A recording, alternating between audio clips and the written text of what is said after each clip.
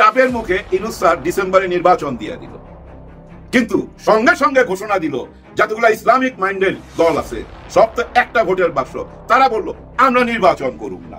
এমনি তো জামাতের নিবন্ধন নাই, এনসিপির নিবন্ধন নাই, রেজিস্ট্রেশন নাই, ওরা বললো আমরা নির্বাচন করুম না। তাহলে কি বিএনপি একা একা নির্বাচন করবে? তাহলে কি করবেন বলেন? পয়সা গেল না? আপনার মতো অপরদকহীন একটা কাপুরুষ গত 16 বছরে এই বক্তব্য দিতে পারে? বাংলাদেশে আপনার মাকে নিয়ন্ত্রণ করছে যারা আওয়ামী লীগের হয়ে, আপনার মাকে যারা অসুস্থ বানিয়েছে আওয়ামী লীগের হয়ে, ভারতের হয়ে, আজকে ওই লোকগুলোর কাছে বশ্যতা স্বীকার করে তাদের নেতৃত্ব মেনে নিয়ে এখন তাদের দেওয়া ন্যারেটিভ আপনি ওখানে বসে দিচ্ছেন। আসসালামু আলাইকুম ভাই ব্রাদার, কি খবর সবার? ভাই বিএনপি যে এত নির্বাচন করতেছে, এখন যদি জামায়াত ইসলামী সহ ইসলামী দলগুলো এবং এনসিপি এরা যদি বলে যে আমরা নির্বাচন চাই না, তখন বিএনপি করবেটা কি ভাই? আওয়ামী লীগের মতো তো আর না যে আওয়ামী লীগ ক্ষমতায়, আওয়ামী লীগ একলা নিজেরাই দামি নির্বাচন দিয়ে দিল। বিএনপি তো ক্ষমতায় না ভাই, এটা কি একা নির্বাচনের ডেটমেট দিয়ে দিবে? কত কিছু বলতেছে দুদু ফুদুরা। তো এখন যদি জামায়াত এবং এনসিপি এবং ইসলামী দলগুলো যদি ডিসেম্বরে এসে বলে যে আমরা নির্বাচন চাই না, তখন বিএনপি একা করবেটা কি রে ভাই?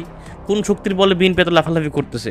না ভাই, এই বিষয়ে আমাদের কাছে গুরুত্বপূর্ণ ভিডিও আছে যে আসলে বিএনপি মানে করবেটা কি, আমরা ভিডিওটা দেখাবো। দর্শক, আমাদের বিএনপির ভারপ্রাপ্ত চেয়ারম্যান জনাব তারেক রহমানকে কাপুরুষ বলে গালি দিল একজন অনলাইন অ্যাক্টিভিস্ট। তো ভাই আমার কথা হলো যে তিনি একজন জনপ্রিয় নেতা, তাকে কাপুরুষ বলে গালি দেওয়ার আপনার অধিকার নাই তো। এত বড় কথা আপনি বলতে পারেন না। তিনি কাপুরুষ কোথা থেকে আপনার মনে হয়? তিনি একজন মুসলিম নেতা, তার উপরে কি নির্যাতন চালানো সেটা আপনারা জানেন তো ভালো করে। যাই হোক দর্শক, কত কথা বলবো না। এরপরও যে কাপুরুষ বলেছে তার যুক্তি প্রমাণ আছে তার কথার ভিতরে, একেবারে যে নাই তা না।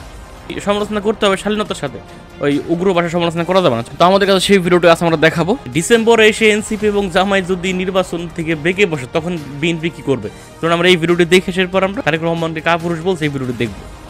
আচ্ছা ধরে নেন 2 তারিখের সিটিং এ চাপের মুখে ইউনূস স্যার ডিসেম্বরে নির্বাচন দিয়ে দিল, কিন্তু সঙ্গে সঙ্গে ঘোষণা দিল যতগুলা ইসলামিক মাইন্ডের দল আছে সব তো একটা ভোটের বাক্স, তারা বলল আমরা নির্বাচন করুম না। এমনি তো জামাতের নিবন্ধন নাই, এনসিপির নিবন্ধন নাই, রেজিস্ট্রেশন নাই, ওরা বললো আমরা নির্বাচন করুম না। তাহলে কি বিএনপি একা একা নির্বাচন করবে? তাহলে কি করবেন বলেন? পয়সা গেল না? কথা ঠিক কিনা বলেন? কথা ঠিক কিনা? আমরা আমাদের সন্তানদেরকে আবারও আয়না ঘরে দেখাটা এফোর্ড করতে পারবো না।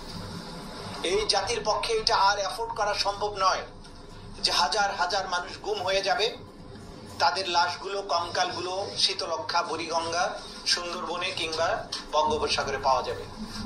এই জিনিস বহন করার মতো ক্ষমতা আমাদের আর নাই, এই জাতির আর নাই। আমরা সিম্পলি আনেবল, আমরা এটা আর হতে দিতে পারি না। সেটার জন্য কি করতে হবে?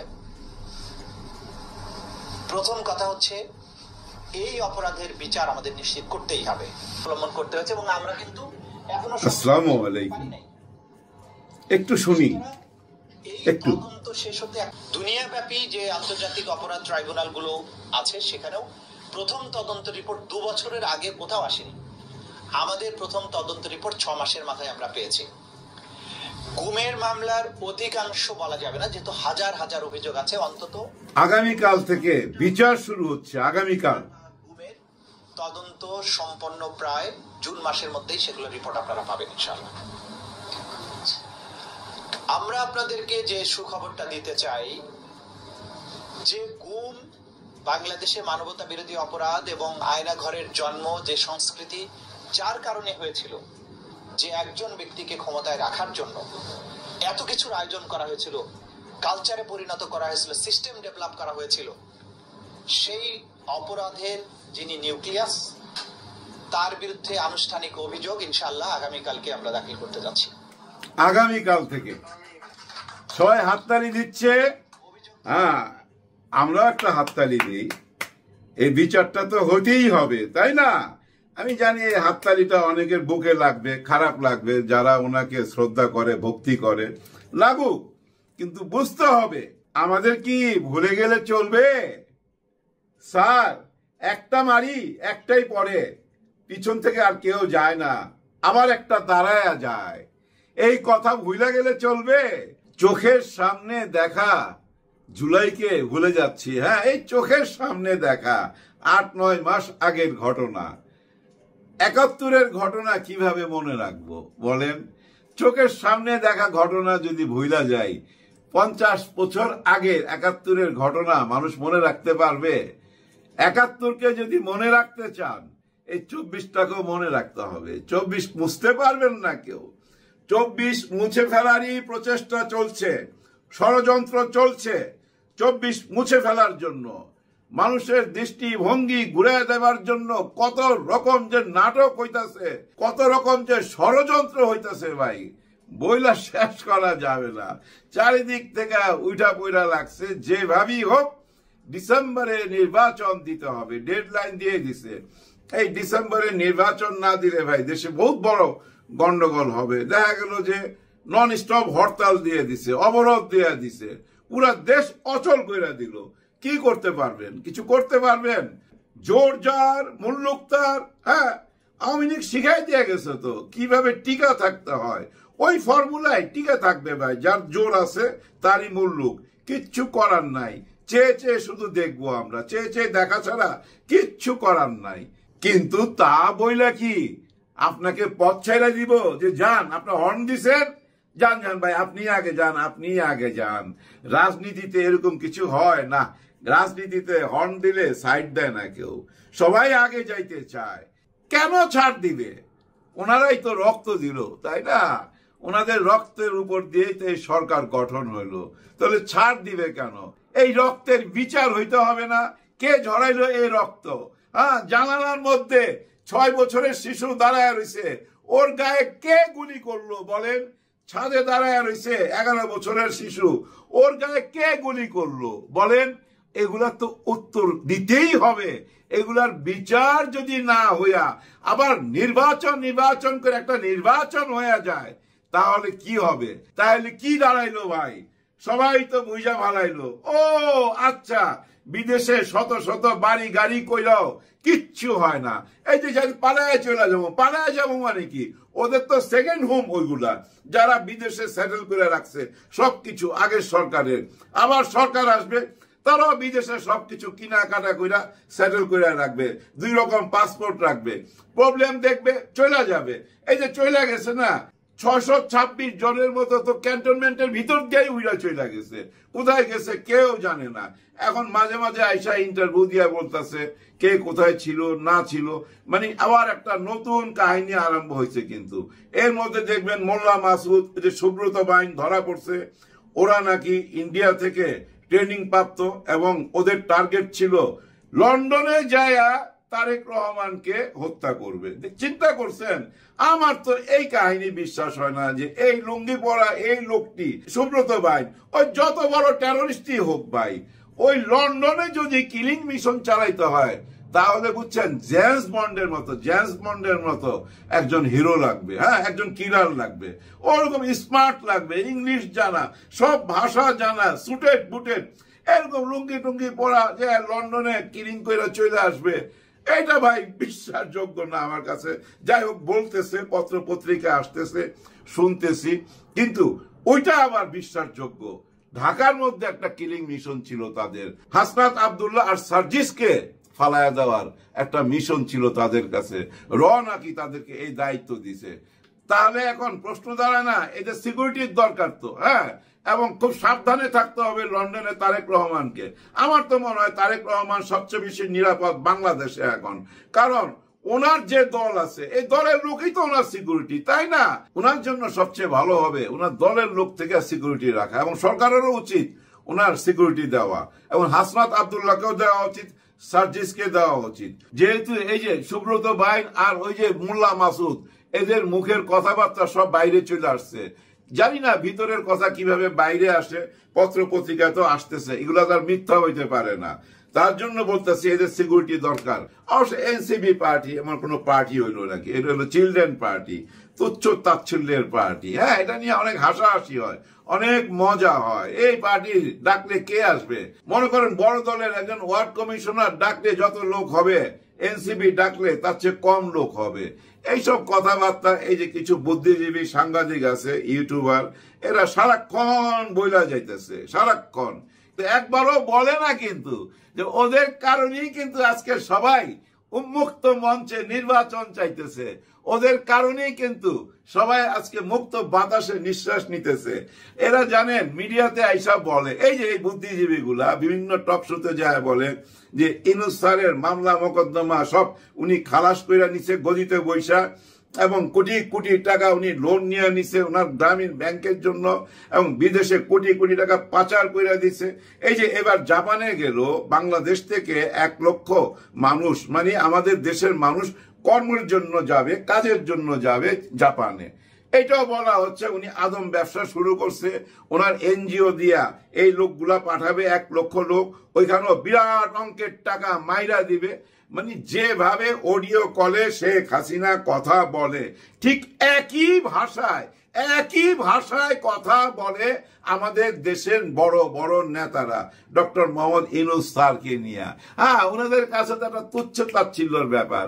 আর ওই যে বললাম কিছু ইউটিউবার এবং সাংবাদিক আছে, সিনিয়র, অনেক সিনিয়র, এরা বিভিন্ন চ্যানেলে যায় যেভাবে কথা বলে যে গদি ছাইরা দেন, চইলা যান, কেন দেশের টাকা অপচয় করতেছেন আপনারা?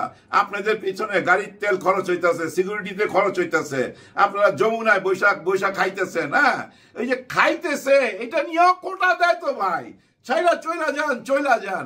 উনিও বলে চইলা যামু, এই যে জুনের মধ্যে চইলা যামু, উনি বলে। উনার কথা কেউ বিশ্বাস করে না করার পিছনে কারণ ওই যে একটুখানি প্রথমে দেখাইলাম, বিচার শুরু হইতেছে আগামীকাল থেকে। এই বিচার মানে কি জানেন? এটা একটা ওয়ান ওয়ে রোডে ঢুকাই দিল এই যে শেখ হাসিনা এবং তার গ্যাংকে, পুরা মাফিয়া দলকে আইনের ওয়ান ওয়ে রোডে ঢুকাই দিল, আর ইউ টার্ন নিতে পারবে না। ওদিক দিয়া কিন্তু জাতিসংঘ আছে, এদিক দিয়া বাংলাদেশে এই বিচার যে চলবে ওপেন বাই, সবাই দেখতে পাবেন। এবং শোনা যাচ্ছে বিটিভি থেকে লাইভ প্রচার হবে, আমরা এই বিচারটা দেখতে পাবো, একদম ওপেন বিচারটা দেখতে চাই। এই বিচারটা একটা রায় আসতে বুঝছেন ডিসেম্বর বা জানুয়ারি হয়ে যাবে, এই ডিসেম্বর নাইলে জানুয়ারি, বুঝছেন?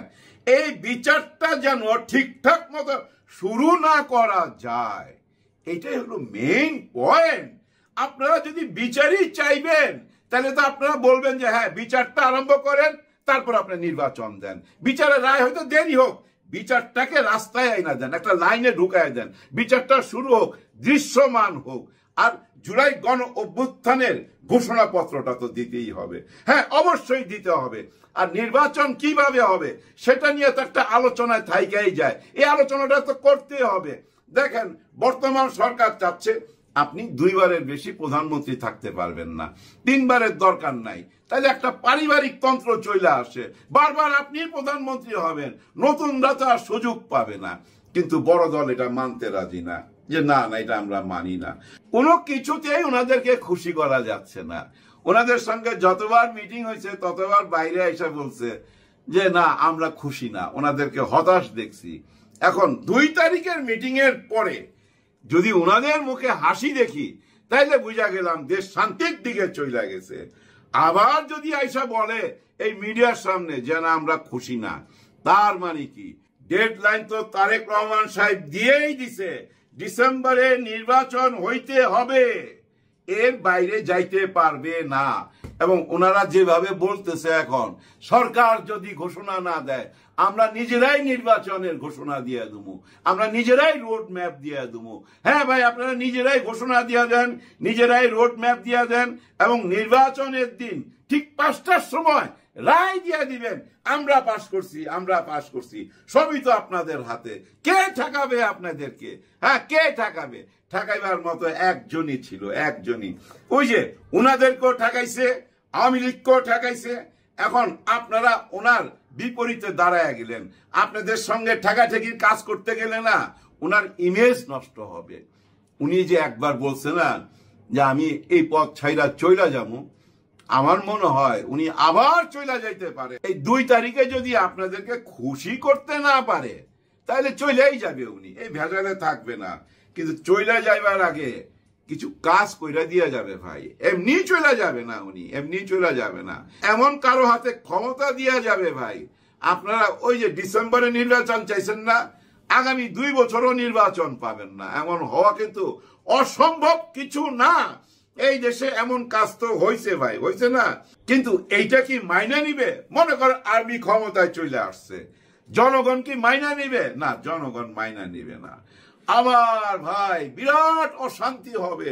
এই জুলাই গণ অভ্যুত্থানের সাথে যারা জড়িত ছিল এরা না মৃত্যুকে ভয় পায় না ভাই, ভয় পায় না। আবার রাস্তায় নামবে, আবার সেই রক্তের বন্যা বইবে। এমন কিছু হবে? নো নো, এমন কিছু হইতে দেওয়া যাবে না। এবং এটা কারা দিবে না? আমি ভাই একটু আগাম বইলা দিই আপনাদেরকে, এটা দিবে না ভাই জামাতে ইসলাম, এটা হইতে দিবে না। হ্যাঁ, আপনারা ভাইবেন না যে জামাতে ইসলাম ছাড়া আপনারা সবাই ক্ষমতায় চলে যাবেন। এই যে দেখেন না টক শোতে এখন গুজব চলতেছে, জামাতের সাথে সিট ভাগাভাগি হইতেছে, জামাতে দিছে 50টা, আবার আরেকজন কইতাছে আরে না না না 50টা দেওয়ার দরকার নাই, তো ওরে 20টা দিলেই খুশি হয়ে যাবে, মানে জামাত 20টা পাইলেই খুশি হয়ে যাবে, আর 10-12টা ধরাই দিতে হবে এনসিপি কে। এরকম বুঝছেন টক শোতে আলাপ আলোচনা চলতেছে, মানে জামাতে ইসলামকে ছোট করতে চাইতেছে, ইসলামিক মাইন্ডেড যারা আছে সবাইকে ছোট করতে চাইতেছে। কিচ্ছু করতে পারবেন না, কিচ্ছু করতে পারবেন না। একটি ভোটের বাক্স অলরেডি হয়ে গেছে ভাই, একটি ভোটের বাক্স হবে। আর এই ভোটের বাক্সটি যদি বলে যে ঠিক আছে ওনারা ডিসেম্বরে নির্বাচন চাইতেছে, আর ইউনূস স্যার ওইটা দিয়ে দিল চাপের মুখে, আমরা নির্বাচন করুম না, যান আপনি একা একা নির্বাচন করেন, তখন কি করবেন? এমনি তো জামাতে ইসলামের নিবন্ধন নাই, আর এই যে এনসিপি পার্টির এতে তো রেজিস্ট্রেশনই হয় নাই, নিবন্ধনও নাই, কিছুই নাই। বাংলাদেশে তো পার্টি একটাই, দল একটাই, বিএনপি। তার মানে আপনারা একা একাই নির্বাচন করেন। হ্যাঁ, এরকম ফাঁদে কিন্তু ফেলা দিতে পারে, বুঝার চেষ্টা করেন ভাই ব্রাদার। আপনারা অনেক কিছু হয়তো দৃশ্যমান দেখতেছেন না, লেট দেখতেছেন। কিরে এতদিন হয়ে গেল বিচার আরম্ভ হইতেছে না কেন? ভাই বিচারটা তো আর ওরকম না যে ভুক্ত অধিকারী কোথাও ঢুকলো, ঢুইকা জরিমানা করে দিল 50,000 টাকা আর চলে আসলো, এরকম তো না ভাই। এই বিচারটা বহুত কঠিন বিচার ভাই, একজন মানুষের জীবন মৃত্যুর বিচার। সে অপরাধ করছে কিনা, নাকি তাকে ষড়যন্ত্র করে ফাঁসানো হইতেছে, এটা বিচারে আনতে হবে না? বিচারক এটা তদন্ত করবে না? সময় দিতে হবে না? এই সময়টুক লেগে গেছে, এবং এটা একটা ইতিহাস। ইন্টারন্যাশনাল ট্রাইব্যুনালে, এই যে অপরাধ বিচার ট্রাইব্যুনালে যেসব বিচার হয় এগুলা বুঝছেন শুরু হইতেই 2 বছর লাগে, এখানে 8-9 মাসের মধ্যে চালু হয়ে গেল। এবং ডিসেম্বরের মধ্যে দৃশ্যমান অনেক কিছু দেখতে পাবেন, ফাঁসিও হয়ে যেতে পারে।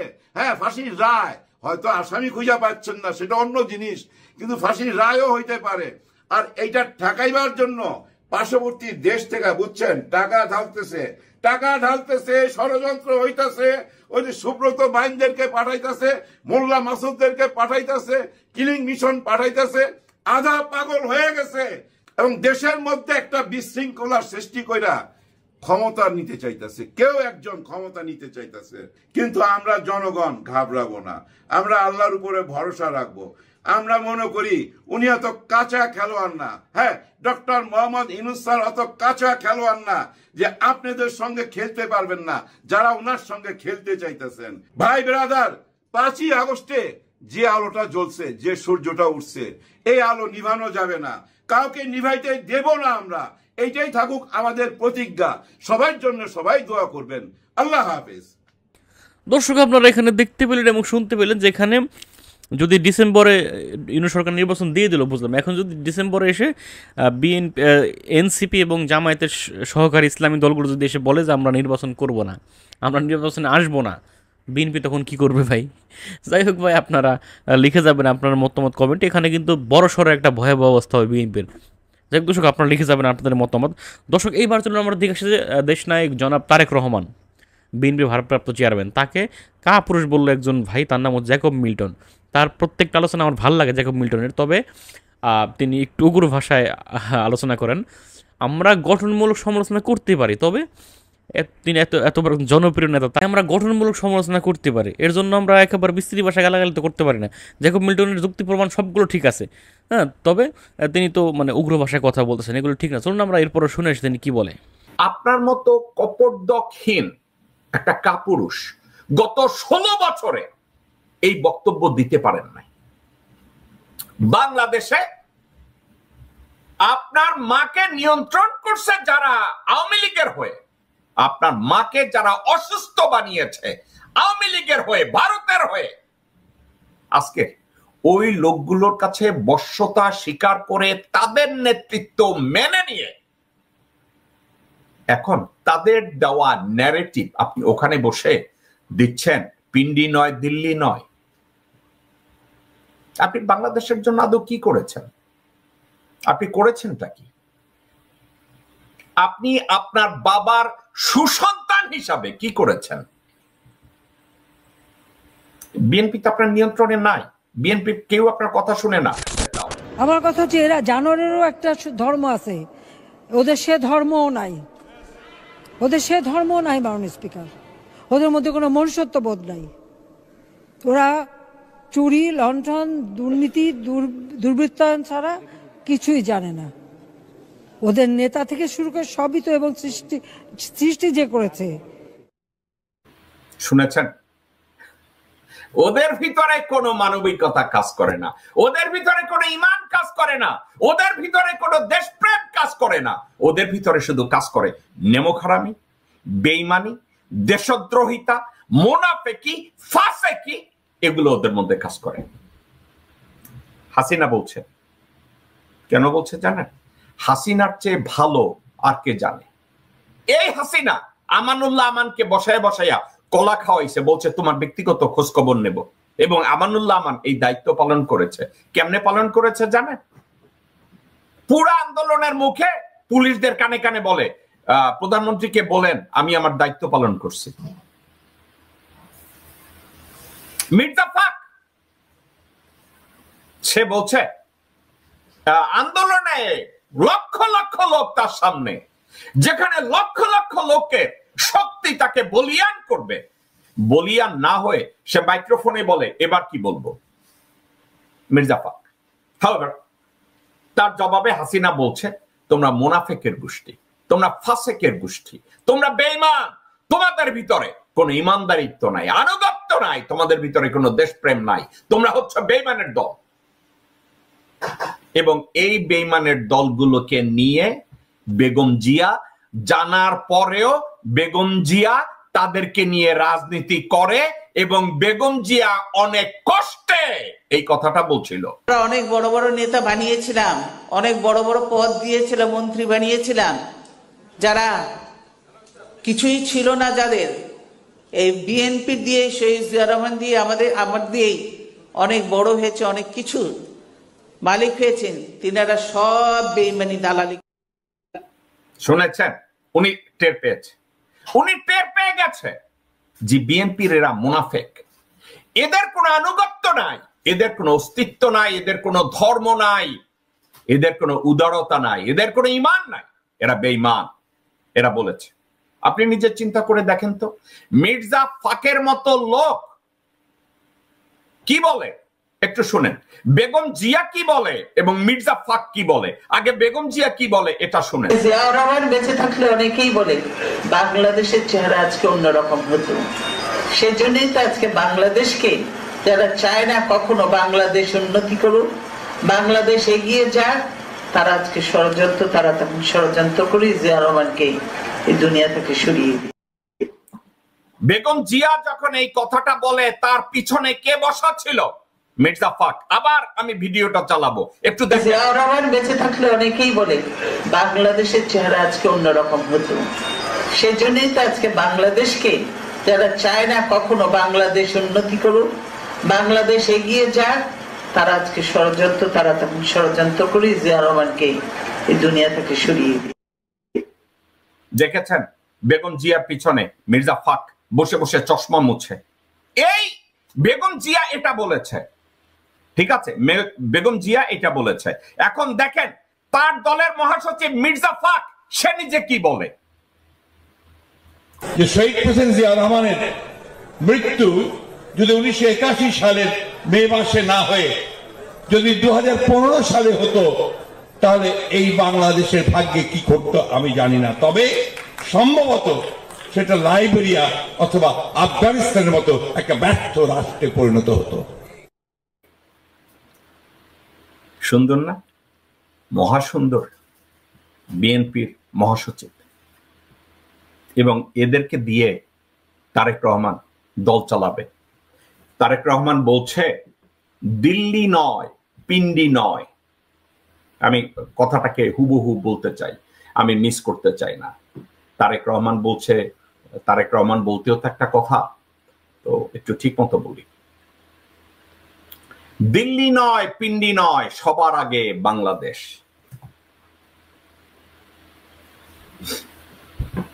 আমার কি প্রশংসা করা উচিত না? ওকে, আপনাদেরকে আমি ঠান্ডা মাথায় একটা কথা বলি। 54 বছর আগে পাকিস্তান বাংলাদেশে ইন্টারভিন করতে চাইছে, ঠিক আছে? গত 54 বছরে পিন্ডি, রাওয়ালপিন্ডি এখন পাকিস্তানের রাজধানীও না, এখনো সে ওই ভারতের যে ন্যারেটিভ পিন্ডি, ওই ভারতের ন্যারেটিভ ধরে বাচাধন তারেক রহমান লন্ডনে বসে আছে। তারেক রহমান সাহেব, আপনার কি মনে নাই রাওয়ালপিন্ডি এখন আর রাওয়ালপিন্ডি না? পাকিস্তানের রাজধানী এখন ইসলামাবাদ। এখন আপনি পিন্ডি ধরে আছেন। পিন্ডি তো ইন্ডিয়ান ন্যারেটিভ, আপনি এখনো পিন্ডি ধরে বসে আছেন।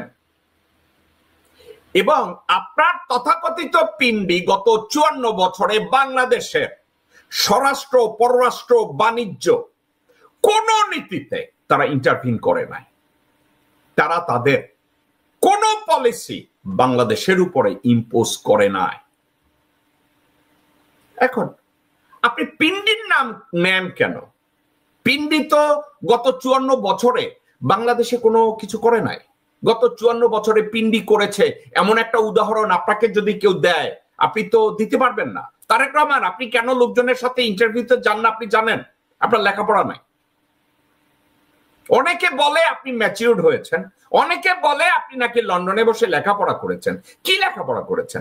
গত 54 বছরে পিন্ডি অর্থাৎ পাকিস্তান, পিন্ডি তো এখন নাই। পিন্ডি এখন তো পাকিস্তানের রাজধানীও না। পিন্ডিতে কোনো আইন প্রণয়ন হয় না, আইন প্রণয়ন হয় রাজধানীতে। তো আপনি এটা নিয়ে কি বলছেন? পিন্ডি নয়, দিল্লি নয়, আপনি পিন্ডিটাই আগে বললেন। যে পিন্ডি, যে পাকিস্তান গত 54 বছরে বাংলাদেশের কোন জায়গায় ইন্টারফেয়ার করে নাই, সে পিন্ডি নাকি? পিন্ডির কোন লোক আপনাকে এসে বলছে এইটা সেইটা আছে নাকি কোথাও? নাই তো। আপনি পিন্ডির নাম নিলেন কেন? ইন্ডিয়ান ন্যারেটিভ তৈরি করতে হবে, ইন্ডিয়ার দেয়া লাইনটা আপনাকে পড়তে হবে, দিল্লি নয়, পিন্ডি নয়। কে দিছে? মাহদি আমিন।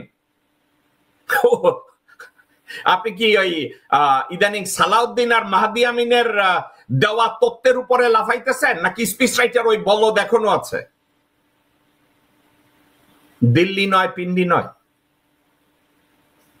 তারেক রহমান সাহেব, আপনাকে একটা কথা বলি, এই পৃথিবীতে টকার না, টকারদের লোকজন মনে রাখবে না। কাকে মনে রাখবে জানেন? ডুয়ার। আপনার সমস্যা কোথায় আপনি কি জানেন? আপনার দলের সবচেয়ে বড় সম্পদ বাংলাদেশের মানুষের ভালোবাসা এবং জনসমর্থন, তাও আপনার প্রতি না, আপনার মা এবং আপনার বাবার প্রতি, স্পেশালি আপনার বাবার প্রতি। এই জনগণ আপনার জন্য বুকের তাজা রক্ত ঢেলে দিতে তৈরি। আপনি ওই জনপ্রিয়তাটাকে গত 16 বছর কাজে লাগান নাই, গত 9-10 মাসে কাজে লাগান নাই। আপনি এখন কাজে লাগাতে গিয়েছেন ভারতের ন্যারেটিভ এবং ভারতের থিওরি বাংলাদেশে। ওই থিওরিটা কি? আপনি চাচ্ছেন ডক্টর মোহাম্মদ ইউনূস ডিসেম্বরের মধ্যে একটা নির্বাচন দিয়ে চলে যায়। আপনার মতো কপটদকহীন একটা কাপুরুষ গত 16 বছরে এই বক্তব্য দিতে পারেন নাই। বাংলাদেশে আপনার মাকে নিয়ন্ত্রণ করছে যারা আওয়ামী লীগের হয়ে, আপনার মাকে যারা অসুস্থ বানিয়েছে আওয়ামী লীগের হয়ে, ভারতের হয়ে, আজকে ওই লোকগুলোর কাছে বশ্যতা স্বীকার করে তাদের নেতৃত্ব। দর্শক, আপনারা এখানে শুনতে পেলেন, এখানে জ্যাকব মিল্টন তিনি এখানে তার গুরুত্বপূর্ণ কথাগুলো তুলে ধরলেন। তবে তিনি একটু উগ্র ভাষায় কথা বলেন। ভাইকে বলবো যে ভাই, আসলে আমরা নিজেরা আমরা সবাই বাংলাদেশি, হ্যাঁ। তো এখানে একজন আরেকজনকে ছোটো করে কথা বলার দরকার নেই। আমরা গঠনমূলক সমালোচনা করবো। গঠনমূলক সমালোচনার মাধ্যমে যার সমালোচনা করছে সেও খুশি থাকে, আমি আমার সমালোচনা করে আমি জাতিকে আমার কথাটা বোঝাতে পারি। এটাই হলো গঠনমূলক সমালোচনা। একজনকে একেবারে ন্যাংটা করে দেওয়া ঠিক না। হ্যাঁ, আপনার প্রয়োজন পড়তে পারে তার কাছে কোনো দিন। দর্শক, আপনাদের মূল্যবান মতামত লিখে যাবেন কমেন্টে। ভালো থাকবেন, সুস্থ থাকবেন এবং এরকম আরও ভিডিও পেতে আমাদের ইউটিউব চ্যানেলটি সাবস্ক্রাইব করবেন। আসসালামু আলাইকুম।